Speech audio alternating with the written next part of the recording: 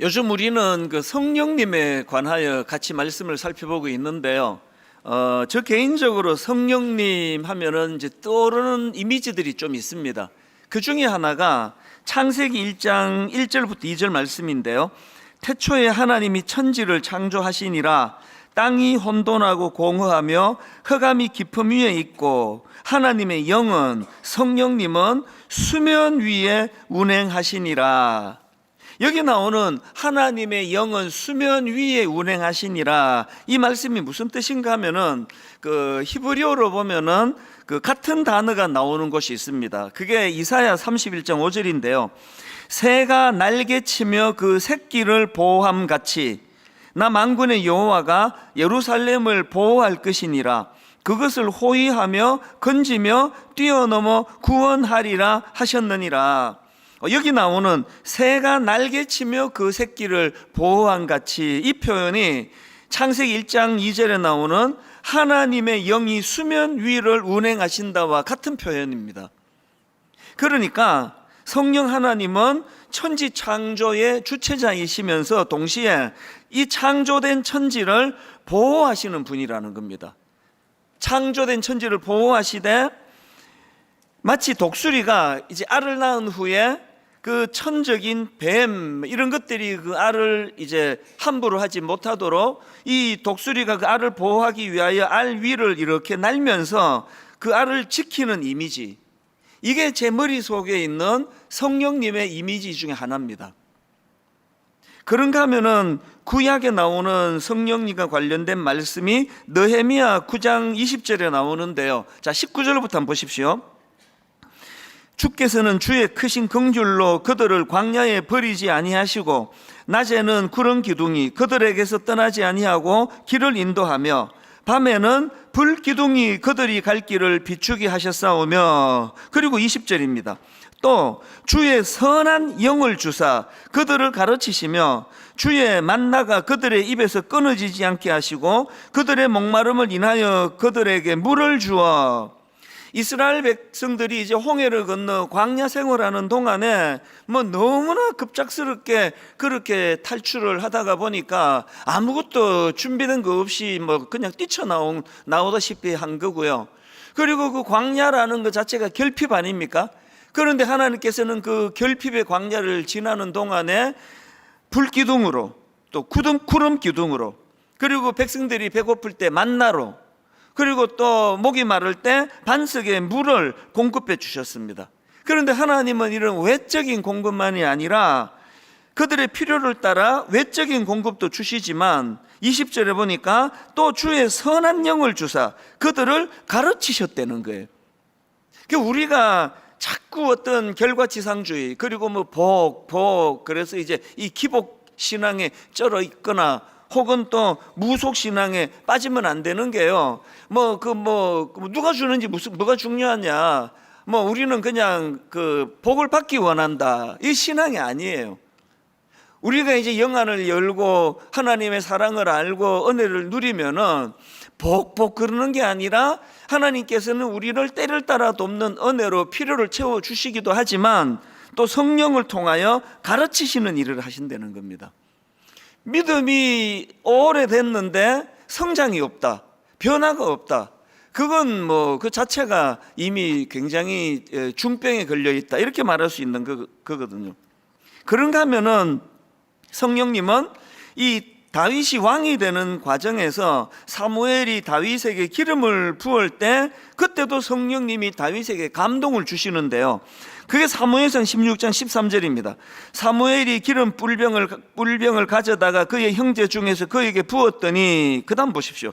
그날 이후로 다윗이 여호와의 영에게 크게 감동되니라. 목사는 딱 두 종류입니다.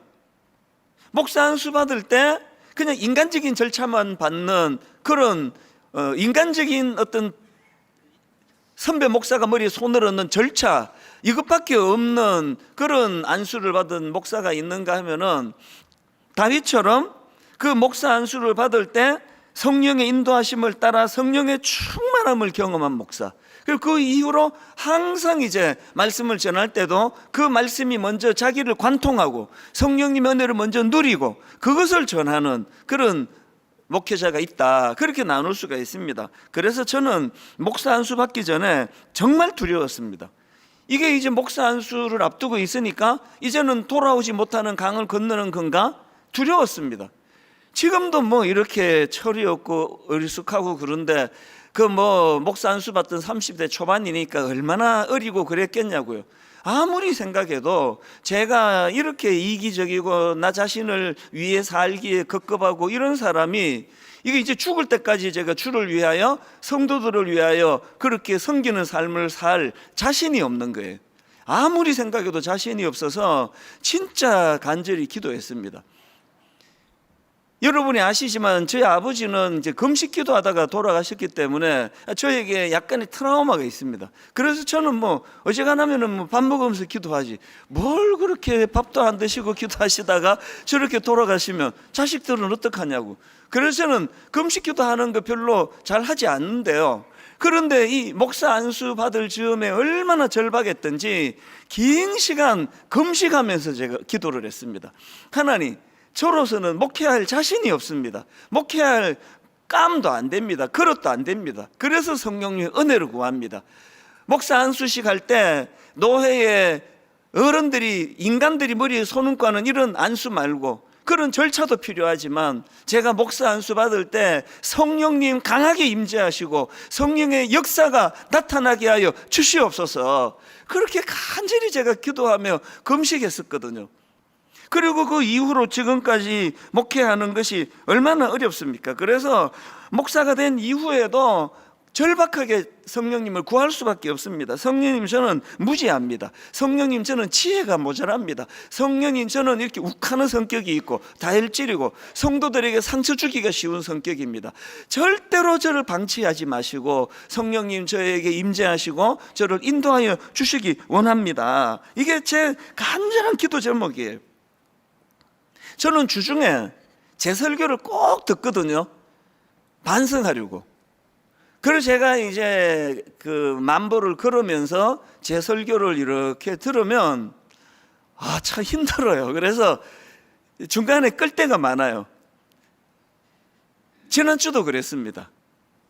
아니 뭔 군더더기가 이렇게 많고, 아니 내가 지금 34년째 설교를 하는데 아니 어느 한 분야에 그 10년을 하면은 전문가가 된다는데 이게 나는 왜 이러는 거야. 그래서 이게 참 마음이 괴로울 때가 있거든요. 그런데 설교한 제 스스로가 이렇게 설교가 만족이 안 돼서 반성하고 또 반성하는데 이런 설교를 듣고 눈물을 흘리고 은혜를 받고 이런 분들이 계시단 말이죠. 그거는 저와 상관없는 일이에요. 그래서 성령님이 개입하신 거예요. 성령님이 누가 설교하든지 간에 은혜를 주시도록 마음에 충만함이 있었기 때문입니다. 저희 교회에 그 청년부에서 신앙생활 하다가 이제 결혼하면서 캐나다로 간 자매가 있습니다. 이번에 이제 그 출산하려고 그렇게 이제 한국을 방문해 갖고 저한테 인사를 왔더라고요. 이 자매가 저를 만나자마자 목사님, 그 캐나다에 자기가 다니는 교회의 그 권사님이 이찬수 목사님 만나면 이거 꼭 전해드려라, 그 말이 있다는 거예요. 그러면서 하는 말이 캐나다의 뭐 어느 지역인가 마약 중독에 빠진 어떤 성도님이 계셨대요. 그 이분이 이제 마약 중독으로 굉장히 힘드셨는데 이찬수 목사님 설교를 2년인가 3년인가 지속적으로 들으면서 마약 중독이 치료가 됐다는 겁니다. 그걸 꼭 전해달라 그래서 제가 그 얘기 듣고 볼펜을 꺼내갖고 그거 좀 자세히 얘기해봐라. 그거 어떻게 됐다고? 그거 제가 다 받아 적었어요.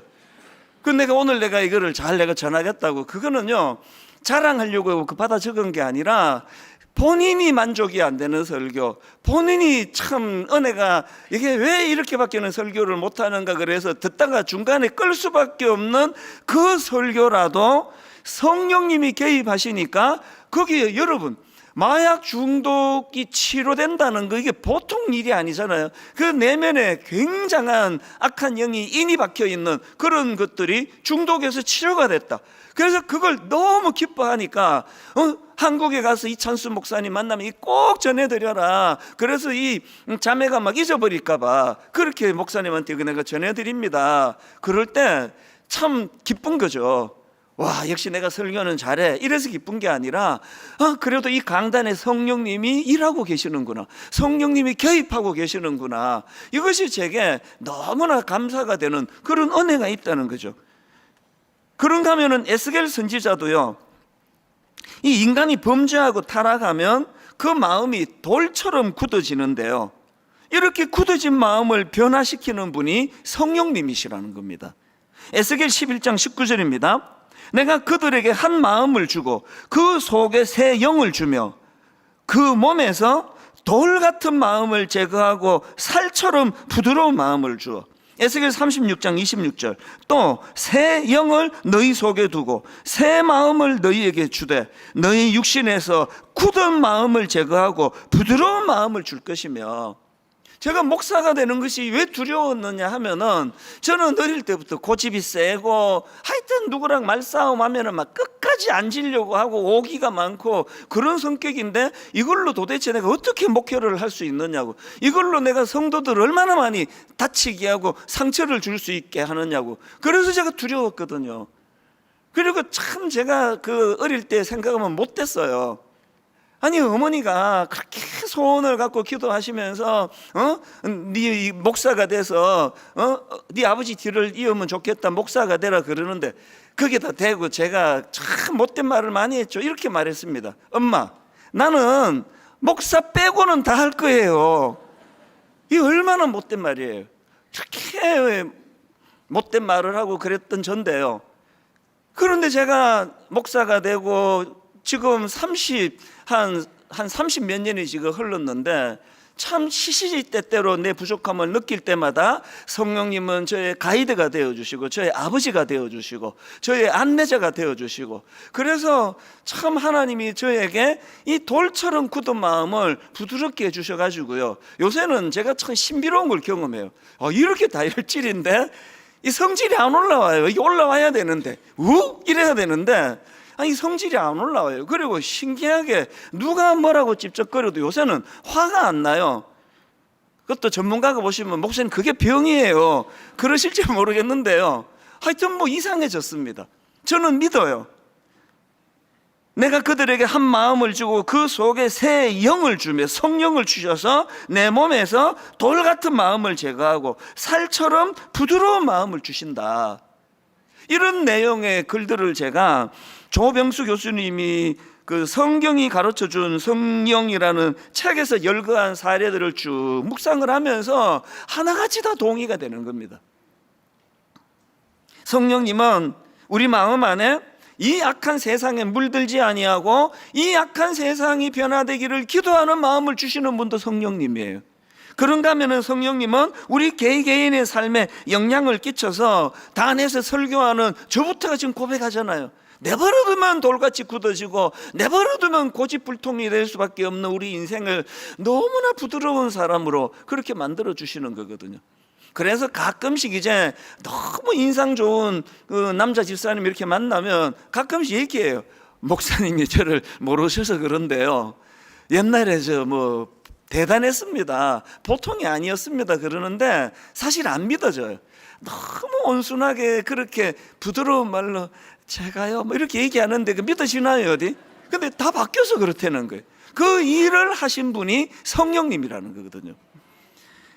오늘 본문에도 보면은 예수님께서 성령님을 소개해 주시는데요, 요한복음 14장 16절입니다. 내가 아버지께 구하겠으니 그가 또 다른 보혜사를 너희에게 주사 영원토록 너희와 함께 있게 하리니. 여러분, 그 보혜사는 곁에 있으면서 도와주는 자, 이런 뜻이라고 제가 풀이해 드렸는데요, 근데 여기서 중요한 것은 지금 예수님이 성령님을 곁에 있으면서 도와주는 자라는 뜻을 가진 보혜사라고 그렇게 설명을 해 주시는데, 특이한 거는요, 또 다른 보혜사라 그러는 겁니다. 그래서 제가 이걸 뭐 익히 알고 있는 말씀이지만 이번에 이걸 한번 제가 좀 묵상을 해봤습니다. 그리고 좀 연구를 하다가 깨달은 게 하나 있는데요, 이렇게 말씀하신 맥락이 있으시더라고요. 왜 그러냐 하니까 지금 왜 이런 표현을 쓰시는가 하니까요, 지금 이 말씀의 상황과 배경이 이게 보통 심각한 상황이 아닙니다. 지금 이 말씀은요, 이제 예수님께서 원수들에게 잡혀 십자가를 지시기 직전의 상황이에요. 그 상황에서 제자들에게 긴 고별 설교를 하시는 그 과정에서 주신 말씀인데, 거기에 긴 고별 설교에 성령님에 대한 말씀을 여러 차례 언급을 하십니다.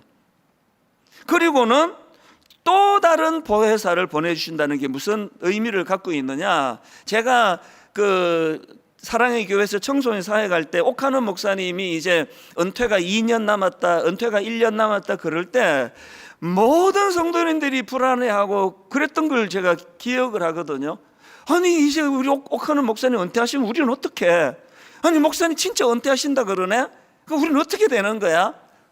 여러분, 한 인간 지도자로 참 그렇게 존경받고 목회를 잘하시는 그런 담임 목사님이 은퇴하시고 떠나신다 하는데도 그렇게 마음이 불안하고 걱정이 많고 그러셨다면, 지금 제자들의 입장을 한번 생각해 보시라고요. 아니 지금 지난 3년 동안 주님과 동고동 나가며 같이 먹고 같이 산책하고 같이 대화하고 주님에게 직접 꾸지람을 듣고, 우리는요 성령이나 성자 예수님이나 다 영으로 만났지 육으로 안 만났기 때문에 이 심정을 몰라요. 그런데 지금 제자들에게 예수님은 육으로 만난 거잖아요. 이제 그 예수님이 십자가 지시고 그들을 떠나간다고 하니까 모든 제자들이 두려움에 빠져 있는 거 아닙니까? 그때 예수님이 약속의 말씀이 이거거든요. 성령을 보내주시겠다는데, 그는 보혜사인데 어떤 보혜사라고요? 또 다른 보혜사라는 거예요. 무슨 뜻인지 아시겠죠? 그 모든 제자들에게 주님이 안심시켜 주시는 것이, 이제 너희들이 만나게 될 성령님은 나랑 똑같이 육신을 입고 만나 나랑 똑같이 너희들 곁에 계시며 너희들을 인도해 주시는 그런 분이시다. 그러니까 여기서 강조하는 또 다른 보혜사라는 것은 어떤 인격체를 가진, 실체를 가진, 대면할 수 있는 그런 분으로서 지금 묘사를 하고 있는 거거든요. 이런 점에서 저는요, 한국교회가 왜 문제가 많고 어려움이 생겼는가, 그거를 저는 좀 알게 되는 거거든요. 이제 한국교회가 가진 문제가 뭡니까? 성령님을요, 여러분 곁에 계셔서 우리를 도와주시는 보혜사신데요, 좀 보수적인 신앙을 갖고 있다 하는 교회들이 막 성령님을 대놓고 막 성령 받아라 막 이런 무례한 짓은 안 하지만요, 그것보다 더 나쁜 게 뭐예요? 그림자 취급하는 거 아닙니까? 여러분 그 같이 있는데 어떤 한 사람을 그림자 취급하고 상대 안 하고 그러면 그거 굉장히 나쁜 짓이에요. 솔직히 말하면요, 우리나라는 아이가 사춘기 들어가면서부터 이게 모계 사회 아닙니까? 모든 걸 엄마랑 의논하고 엄마가 매니저가 되고 이러니까 우리 애들도 보면은 자동적으로 엄마랑 너무너무 친해요. 뭐 질문도 엄마한테 하고 뭐 하여튼 알콩달콩도 엄마한테 하고, 엄마한테 가면 얼굴이 다 풀리고 저한테 와서는 경직돼 가지고 어떻게 하면 좋겠냐 그러고 이렇게 돼 가지고, 저는 이제 일찍 자니까요 혼자 들어가 자고 이제 배려해 받는 거죠. 아빠는 내일 새벽에 일어나신다, 건들지 마라, 그리고는 문 닫아 드리라 그러고, 이제 밤이 깊어갈수록 저 문 너머의 부엌에서는 너무나 행복한 시간을 보내요. 막 깔깔 낄낄 호호하하 맛있는 냄새가 나고, 그러면 제가 자려고 누워 있을 때 어떨 때는 진짜 소외감을 느껴요. 이 집에서 난 어떤 존재인가. 많은 가장들이 이런 느낌을 가진다 그래요. 성령님을 설명하면서 이야기를 왜 할까요? 오늘 우리가 범하는 죄가 뭐예요? 성령님을 그림자 취급하는 거죠. 성령님이 뭐 계시거나 말거나.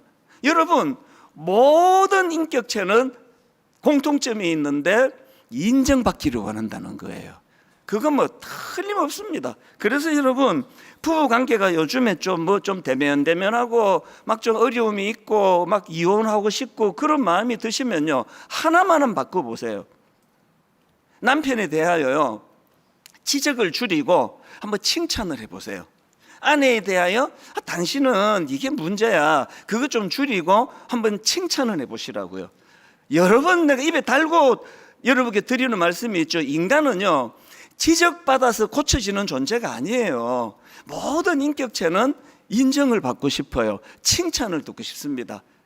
사실 저도 굉장히 많은 분들이 제 설교를 듣지만요, 저도 많은 분들이 은혜 받으면 너무나 제가 감사하지만, 사실은 제가 저 아내에게 제가 은혜 받았다는 말을 듣고 싶은 거거든요. 그래서 이제 예배만 끝나면 막 총알같이, 이제 총알같이는 아니고 이제 집에 들어가 가지고 제가 이제 맨날 설교 때 사기가 좀 민망하니까 자꾸 유도를 해요. 오늘 몇 부 예배 드렸어요? 3부 예배를 드렸대. 그러면 좋았지, 이렇게 말하고 싶은데, 사실 또 체면이 있잖아요. 그래서 제가 오늘 3부가 좀 길었지, 제가 꼭 이렇게 얘기를 해요. 그러면 그쪽에서 아니 당신 설교가 길다니요, 그거는 문제가 있는 거죠. 난 그렇게 말하기를 바라거든요. 근데 제 아내를 만나가지고 오늘 설교가 길었지, 그러면 좀 길긴 했죠. 10번 물으면 7번 이렇게 말해요. 그때 내가 이제 또 유도를 해갖고 어떻게 해서는 오늘 설교가 군더더기가 많았지, 그러면 뭐 맨날 그런 거 아닙니까? 이러면 막 너무 낙심이 되는 거예요. 그래서 그게 아니더라도요, 안 길었다고 군더더기가 많았지 그러면 깔끔했습니다. 당신은 그걸 원하는 그걸. 왜? 모든 인격체는 칭찬을 듣고 싶어요. 여러분 지금 부부 관계가 좀 어려우신 분 진짜 한번 실천해 보세요. 내가 사실 참 결혼 초에는 당신의 장점을 잘 몰랐는데 살아갈수록 당신에게 이런 좋은 점이 있는 걸 내 참 감사합니다. 진짜 한번 해보세요. 성령님도 마찬가지예요. 우리 성령님은 인격체세요. 그래서 항상 성령님을 그림자 취급하지 않고 그분을 인정해드리고, 그리고 또 그분을 자꾸 세워드리는 거예요. 그래서 성령님 지혜의 성령님이 아니면 제가 어떻게 분당 우리교회 목회를 지금까지 할 수 있었겠습니까? 성령이 참 감사합니다. 지난번 말씀드렸잖아요. 자동차 키 하나 찾으면서도 성령님 이렇게 빨리 찾도록 은혜 주신 거, 성령님 은혜입니다. 감사합니다. 자꾸 성령님을 인정해 드리는 거예요.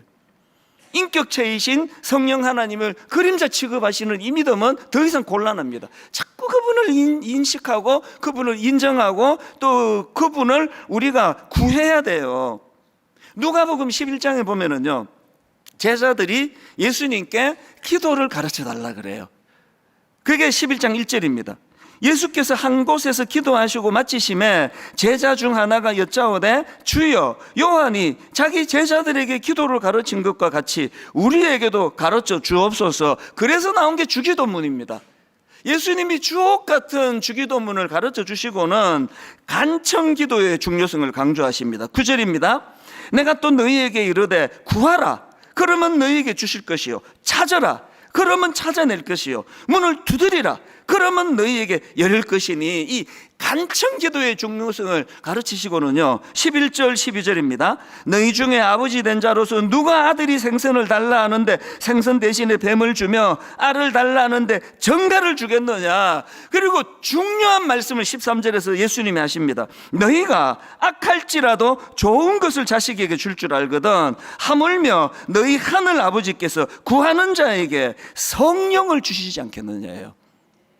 그런데 굉장히 중요한 것은요, 같은 사건을 다루고 있는 마태복음에서는 어떻게 표현하고 있느냐, 똑같은 내용입니다. 마태복음 7장 11절입니다. 너희가 악한 자라도 좋은 것으로 자식에게 줄 줄 알거든 하물며 하늘에 계신 너희 아버지께서 구하는 자에게 좋은 것으로 주시지 않겠느냐예요. 지금 성경이 뭘 강조하고 싶은 겁니까? 여러분 지금 막 취직이 안 돼가지고 고민하면 하나님께 뜨겁게 기도하는 거, 그래서 취직하게 되는 거, 그거 좋은 일이에요. 여러분 어떤 분 암에 걸려가지고 투병하는데 병 고침을 위하여 간절히 기도하고 그 기도가 응답받는 거, 그거 좋은 거예요. 그런데 여러분 누가복음에 의하면 그 좋은 것 중에 가장 좋은 것은 성령님을 구하는 거라는 거예요. 왜 그렇습니까? 성령님은 뭐 하나를 해결해 주시는 분이 아니라 내 곁에 서셔서 나를 도와주시는 분이거든요.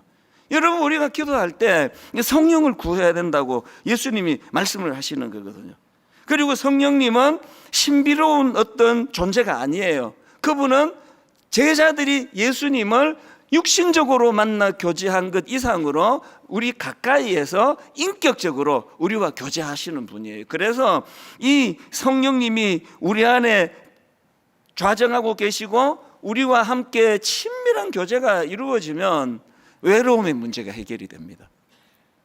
제가 목사가 되겠다고 미국 이민 생활 전 가족이 이민을 다 갔는데 저는 막내고 또 결혼도 하기 전인데 이제 만 28살 때 이제 이민 보따리 2개 들고 아예 뭐 짐 다 싸갖고 이제 저는 이제 한국으로 저 혼자 역이민을 왔습니다. 그리고는 신학교에 입학을 했는데요. 제 생애에 가장 외로웠던 해예요. 그 1990년은 내 삶에 잊혀지지가 않습니다. 우선 서울 생활을 생전 처음 해봤거든요.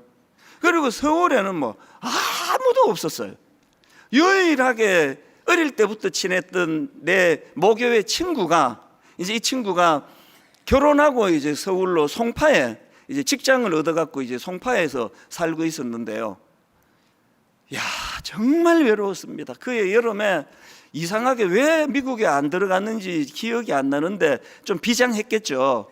그래서 이제 신학대학원은 경기도 양지에 있는데 여기 서울 사당동에 있는 학부 기숙사로 가가지고 얹혀 살았어요. 일주일 내내 한마디도 못할 때가 있는 거예요. 너무너무 외로웠습니다. 그 친구한테 그 신혼인데 계속 찾아가기가 그 민망하잖아요.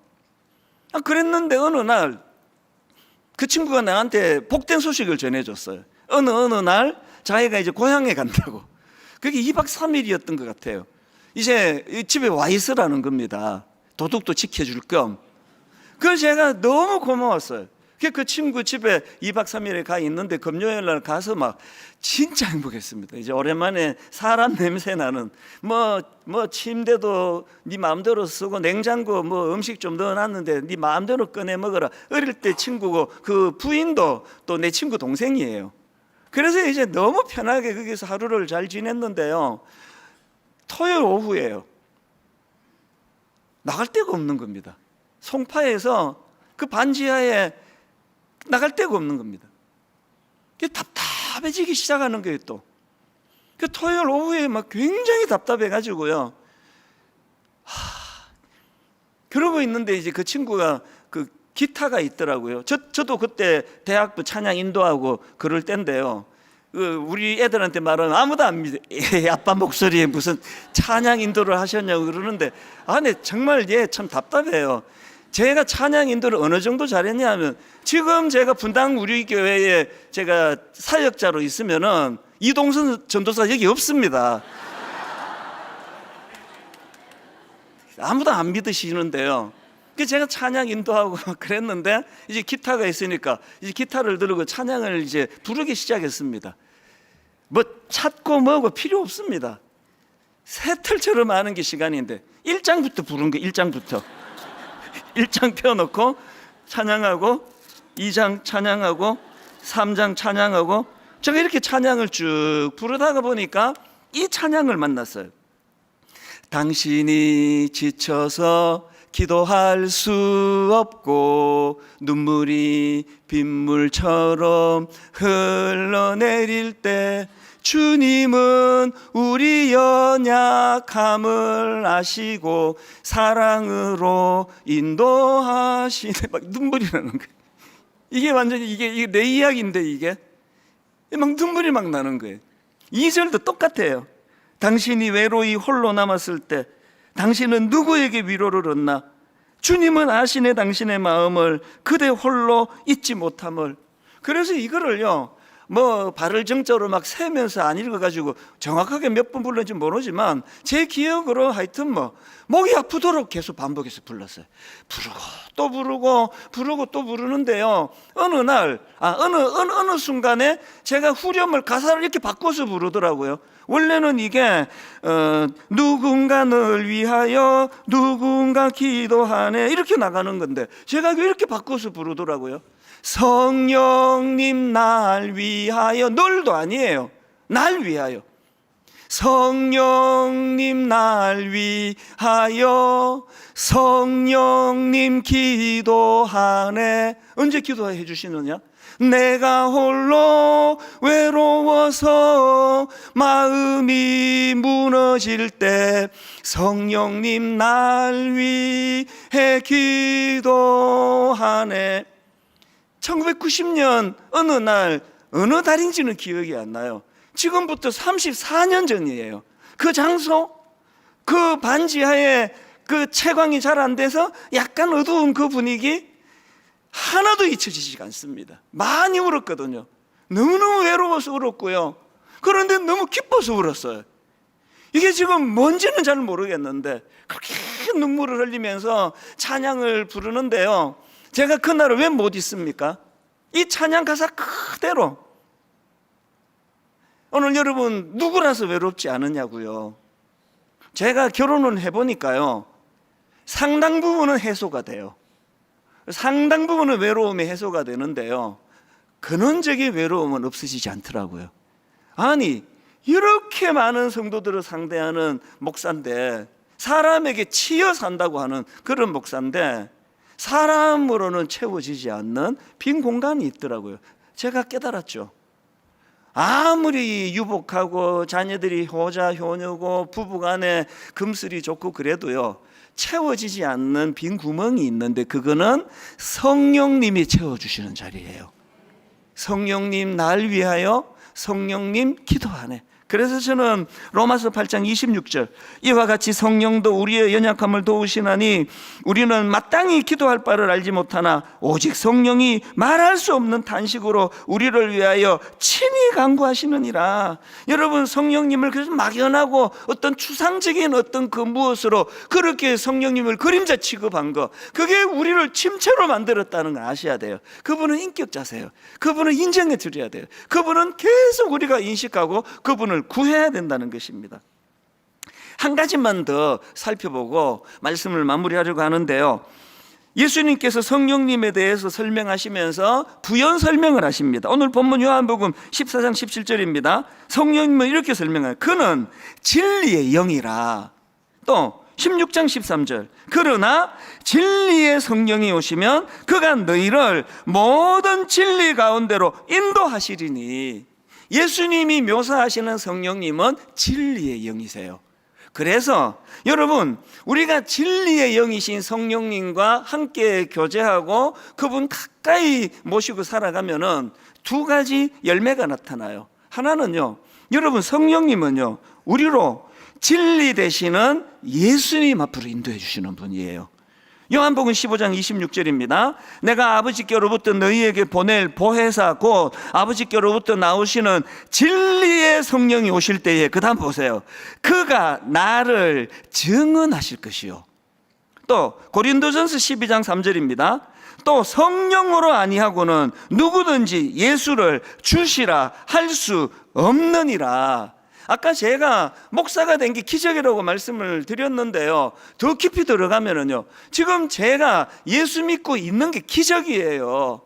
따지기 좋아하고 깐깐하고 눈으로 확정되지 않으면 안 믿고, 저는 단 한 번도 사기 같은 거 당해본 적이 없습니다. 굉장히 깐깐하고 따지기 좋아하는데, 아니 내가 어떻게 예수를 믿게 됐지? 아니 어쩌다가 내가 목사 빼고는 내가 다 하겠다고 그랬는데 목사가 돼 있지? 진리의 영이신 성령님이 예수 믿게 해주신 거예요. 여러분, 여기 지금 가정의 평화를 위해서 나오신 분이 좀 계시잖아요. 예수 안 믿는데 결혼하니까 남편이 예수를 믿어요. 또 아내가 예수를 믿어요. 그래서 지금 참 좋은 성품으로 여기 와 계시는 분이 계시잖아요. 애쓰지 마세요. 여러분의 자의로 안 믿어집니다. 그게 믿어지겠습니까? 그래서 여러분, 나도 좀 믿게 해달라고, 좀 보여달라고 이렇게 구하지 말고요, 성령님을 구하세요. 진리의 영이시라 그러는데 성령님, 저도 제 아내가 믿는, 저도 제 남편이 믿는 예수님 만나고 싶습니다. 우리 교회에요, 그런 사례를 들으려 그러면 뭐 말로도 할 수 없이 많을 것입니다. 그런가 하면 두 번째로요, 성령님은 진리의 영이시기 때문에요, 우리가 성령님을 가까이 하면 성령님은 우리를 거룩으로 인도하십니다. 데살로니가전서 4장 7절 세 번역이요, 하나님께서 우리를 불러주신 것은 더러움에 빠져 살게 하시려는 것이 아니라 거룩함에 이르게 하시려는 것이라. 데살로니가 4장 3절, 하나님의 뜻은 이것이니 너희의 거룩함이라. 여러분 본당에 딱 들어오시면은요, 여러분이 그 보시기에 왼편에 있는 하나님은 사랑이시라, 저거를 묵상하셔야 돼요. 저 하나님은 사랑이시라가 있어서 그리스도의 십자가가 가능했거든요. 그리고는 여러분이 저 하나님은 사랑이시라를 보시면 묵상한 다음에 여러분 강단에 있는 거룩과 성수, 이거를 갖고 묵상하셔야 돼요. 2학기가 들면서 이제 이쪽에 뭐 이런 문구 이거를 바꾸는 게 좋겠다고 지난주에 담당자가 와가지고 이거를 철거하면 어떻게 하냐는 식으로 얘기해가지고 제가 막 절대 안 된다고 그랬습니다. 건들지도 못한다, 이거 건들지 말라고. 내 눈에 흙이 들어가기 전에는 이거 못 건든다 라고는 말하지 않았는데요, 그런 마음으로 얘기했습니다. 이거는 계절 따라 바꾸는 게 아니다. 여러분 여기 딱 앉으시면 하나님은 사랑이시라, 십자가를 가능하게 하신 그분을 묵상하고 거룩과 성숙을 보셔야 돼요. 그리고 이번 한 주간 나는 거룩했나? 이 악한 세상에, 이 오염된 세상에 이번 한 주 나는 거룩을 추구했나? 이거 점검해 보셔야 됩니다. 그리고 여러분 안에 참 내가 부끄럽게도 이번 한 주간 내가 참 거룩을 잃은 적이 많이 있구나, 그러면 이번 주에 내가 더 애를 써야지, 이게 아니에요. 성령님을 구해야지. 이번 한 주간 성령님, 참 저는 이렇습니다. 내버려두면 이렇게 이탈하고 내버려두면 엉뚱한 데 빠지는 저입니다. 결론을 제가 이렇게 맺는데요, 요즘 저는 가평 우리 마을이 너무 감사해요. 오픈한 지 얼마 되지도 않는데 거의 지금 주말에 만실이 일어나고 많은 분들이 가평을 방문하는 것도 감사하지만요, 거기서 일어나는 놀라운 역사, 이게 저를 너무 감사하게 합니다. 가평 우리 마을은 지친 이들의 쉼터가 되게 해달라고. 그래서 이제 1단계는 스스로 와서 지내시고, 2단계는 우리 장애인 가족들, 부모님, 또 장애인 형제, 또 보호 종료 우리 청년, 또 이런저런 지쳐있는 분들을 우리가 초대해서 그곳에서 쉼을 제공하기 원하는데요, 희한하게도요 2단계는 아직 시작도 안 했는데 거기서 치유가 일어나요. 어떤 가족이 거기를 다 방문했어요. 사연이 좀 있더라고요. 남편이 무슨 일인지는 몰라도 사업이 어려워가지고 부도가 나고, 이후에 이제 가정적으로 감당하기 어려운 일이 찾아오고, 부부관계도 그것 때문에 어려움이 생기고, 이런 그 사연이 있던 것 같았습니다. 뭐 깊은 내막이야 제가 알겠습니까? 그랬는데요, 이렇게 살 바에는 우리 두 아이와 함께 죽어버리는 게 낫겠다, 그 정도 생각이면 어떤 상황인지 아시겠죠?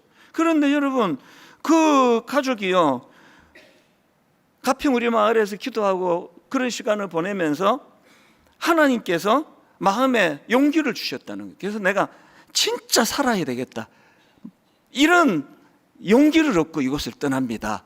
그런 일들이 일어나는 거예요. 그게 방명록이 있는데요, 가시면서 거기다가 방명록에 쓴 거 점점 쌓여가는 게 다 이런 이야기예요. 이거 묶어서 책을 내도 되겠다 할 정도예요. 무슨 일이 일어나고 있는 겁니까? 한 몇 주 전에 우리 교회의 교구 우리 성도님들 중에 너무 지치신 가장들이요, 우리 그분들을 사업하다가 어려워지시고 가정을 돌보다가 어려워지시고 그런 우리 아버지들을 좀 초대하자. 그래서 교구별로 이제 추천을 받아가지고요, 이제 1박 2일이에요. 그냥 와서 쉬었다 가시라고. 토요일 아침에 제가 그 드림센터 출발하기 전에 제가 가서 인사를 드렸어요. 딴 거 없고요, 프로그램도 없고요, 제가 담당 목사님한테 뭐 1교시담, 2교시담 상황 이런 하지 마라 그랬습니다. 그냥 쉬시다가 오세요. 좋은 분들하고 교제하고, 한 가지만 좀 일찍 주무시고 아침이 되시면 새벽에 그 마을이 참 좋습니다. 공기 좋고 하니까 그 길을 한번 이렇게 좀 거니시면서 그런 시간을 좀 가져보시라 그랬는데요. 희한한 일이 벌어졌어요. 아무것도 해드린 게 없거든요. 강의가 뭐 요란하게 있던 것도 아니고요. 그랬는데요. 그 아빠가 그렇게 이제 지쳐서 추천받아서 쉬러 가신 그 아빠를 둔 우리 청년부 자매가 저한테 메일을 보내왔습니다. 이런 요지예요. 최근에 아빠가 직장에서 과도한 스트레스를 받고 원인 모를 건강 쇠약이 오셔서 몇 달간을 집에서 쉬고 계시는데 아빠가 가평을 다녀온 후로 하시는 말씀이 환골탈퇴가 된 것 같다, 이런 말씀을 하시더라는 거예요. 이곳에서 경험한 이 마음을 내 평생 잊지 않고 살고 싶다, 그런 기도 제목으로 고백을 하시더라는 거예요. 제가 느끼기로 그 아버지께서 초신자인 것 같은데 그 딸의 편지를 한번, 저한테 보낸 편지를 읽어드리고 말씀을 마치겠습니다. 이렇게 썼더라고요. 가평 우리 마을에 곳곳이 하나님의 위로로 가득 차 있다는 것 같다고 하셨어요. 그곳에 있기만 해도 마음이 차분해지는 것을 경험했다고요. 집으로 돌아오신 아빠의 얼굴은 2달 동안 가지고 있던 지치고 핏기 없는 얼굴이 아닌 누구보다 생기 있고 에너지 넘치는 상태였습니다. 하나님의 은혜와 하나님의 위로와 함께 가신 분들과 서로의 아픔을 나누며 처음으로 느끼게 된 공동체원들과의 교제가 아빠에게 가득히 채워져 있음을 보았습니다. 이게 교회예요. 막 그날 막 엄청난 프로그램 갖고 막 다 뒤집어 놓는 강의를 하고 그래서 변화가 일어나면 어떤 면에서는 그건 좀 인위적이에요. 아무것도 한 게 없습니다.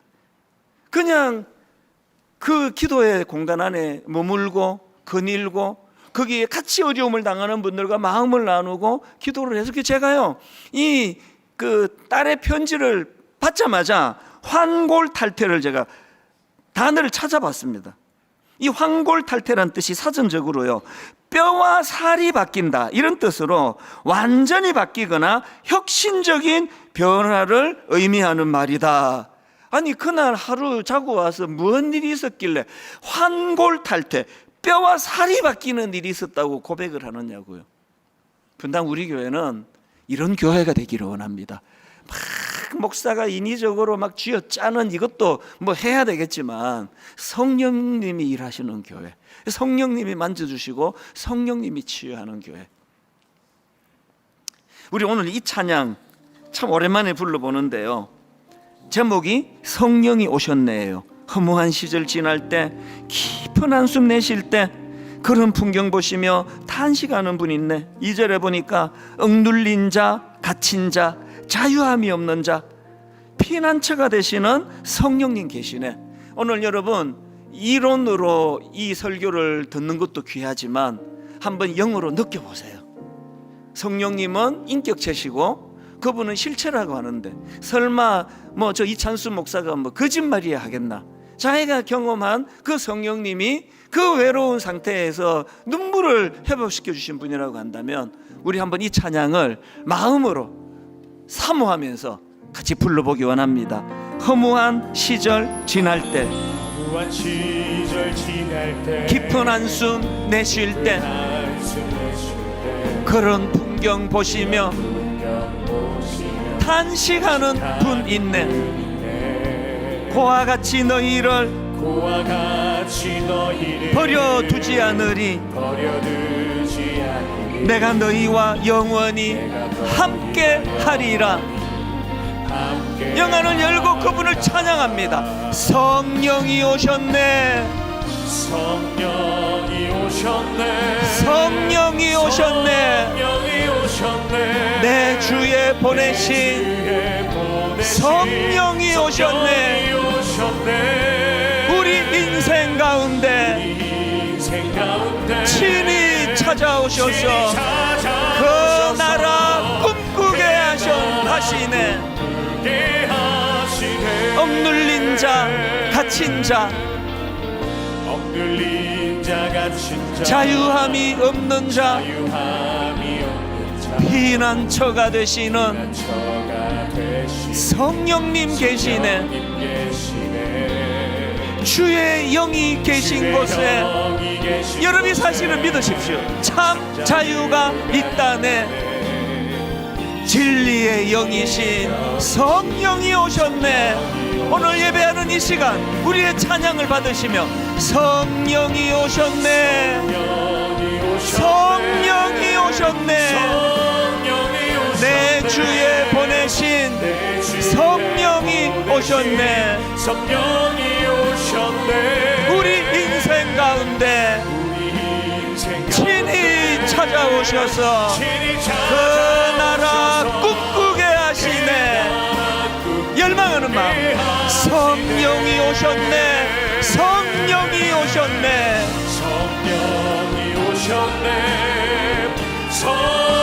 주에 보내신 내 주에 보내신 성령이 오셨네. 우리 인생 가운데 친히 찾아오셔서 그 나라 꿈꾸게 하시네. 우리 다 자리에서 일어나셔서 사모합니다. 열망합니다. 성령이 오셨네. 성령이 오셨네. 보혜사 성령님, 내 주에 보내신 성령이 오셨네. 우리 인생 가운데 친히 찾아오셔서 그 나라 꿈꾸게 하시네. 그 나라 꿈꾸게 하시네.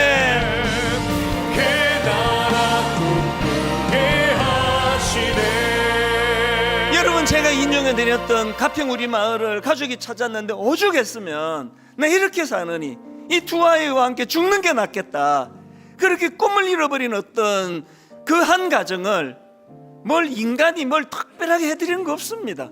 성령님이 그 마음을 만져주시니까 내 살아야 되겠다, 내 힘을 내야 되겠다, 그게 꿈을 꾸는 거예요. 90년 신학교 1학년 시절에 서울 생활이 너무 외롭고 또 외롭고, 그때 환경이 하나도 달라진 거 없는 반지하 빛이 침침하게 들어오는 그곳에서 성령님이 제 마음에 그 외로움을 거두어 주시니까 34년이 지난 지금까지 그 순간을 잊지 못하는 거거든요. 정확하게 그때를 기억하는 거거든요. 오늘 우리가 하나님 앞에 은혜를 구하면 좋겠습니다. 성령님, 저는 성령님을 그동안 그림자 취급한 것 같습니다. 이제 그분의 인격성을 갖고 오신 인격체이신 그분을 인정해드리고 그분 앞에 내가 늘 고백하며 은혜를 받아 보혜사 성령님 제 심령에 임재하여 주시옵소서. 우리 각자의 기도 제목을 가지고 우리 함께 통성으로 같이 기도하시겠습니다. 살아계신 하나님 아버지, 오늘 예배 가운데 임재하여 주시고 아버지 종이 어눌하게 말씀을 전한다 할지라도 성령님께서 각자의 심령 속에 하나님 아버지 터치하여 주시고 진리의 영으로 그들 마음속에 은혜로 인도하고 계시는 것 주님 앞에 감사를 드립니다. 오 하나님 아버지, 우리 모두는 다 연약합니다. 우리 모두는 다 아버지 지혜가 없어 어리석은 자들입니다. 우리는 하나님 모두가 다 이 세파에 찌들려 살고 있습니다. 우리는 지쳐 있습니다. 아버지, 우리는 꿈을 잃어버렸습니다. 하나님, 우리는 허무한 마음을 가지고 깊은 한숨을 내십니다. 하나님, 우리는 엉눌려 있고 갇혀 있습니다. 하나님, 우리는 자유하고 없습니다. 오 하나님, 피난처가 되시는 성령님, 오늘 예배하는 저들 가운데 임재하여 주시옵소서. 오 하나님, 각양각색의 다른 모양을 하고 이 자리에 앉아있지만 성령님 한 성령님으로 오셔서 이곳에 임재하여 주시고 성령 충만으로 역사하여 주시옵소서. 그래서 하나님, 진리의 영이신 성령님이 이곳에 오셔서 그 주님의 거룩함을 우리가 닮아가기를 원합니다. 오 주님, 우리가 예수 그리스도를 잘 알지를 못합니다. 성령님, 우리가 이번 예수님 앞으로 인도하여 주시옵소서. 예수 믿게 하여 주시옵소서. 예수가 보여지게 하시고 예수 그리스도가 믿어지게 하여 주시옵소서. 이 모양 저 모양 우리의 상한 마음을 주님 앞에 올려드리오니 오 하나님, 예배 가운데 임재하여 주시고 역사하여 주시고 예배 가운데 아버지 영혼을 일구고 성령님을 바라볼 수 있도록 주님 인도하여 주시옵소서. 진리의 성령님이 함께 하심으로 말미암아 우리가 점점 더 거룩해져 가기를 원합니다. 정직해서 가기를 원합니다. 점점 더 주님의 거룩함을 닮아가는 믿음의 역사가 일어나게 하여 주시옵소서. 역사하여 주시옵소서. 역사하여 주시옵소서. 진리의 영으로 임재하여 주시옵소서. 우리가 될 수 있도록 주여 인도하여 주시옵소서. 하나님, 우리 모두는 다 너무나 분주한 이 세상에 지쳐 있습니다.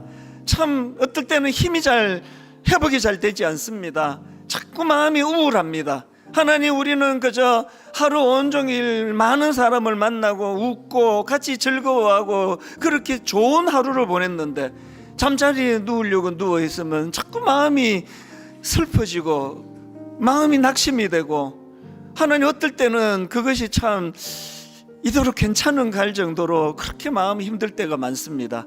이제 하나님, 그럴 때 성령님을 찾기를 원합니다. 성령님, 저는 아무리 대인관계가 좋고 좋은 남편 아내를 만나고 자녀들이 무사하게 잘 자라줘도 채워지지 않는 내 마음에 빈 공간이 있습니다. 그래서 외롭습니다. 그런 마음을 주님 앞에 고백하며 내 마음의 이 빈 공간, 이 허무하고 허전한 이 공간은 성령님의 자리인 줄로 믿습니다. 그렇게 고백할 수 있도록 도와주시옵소서.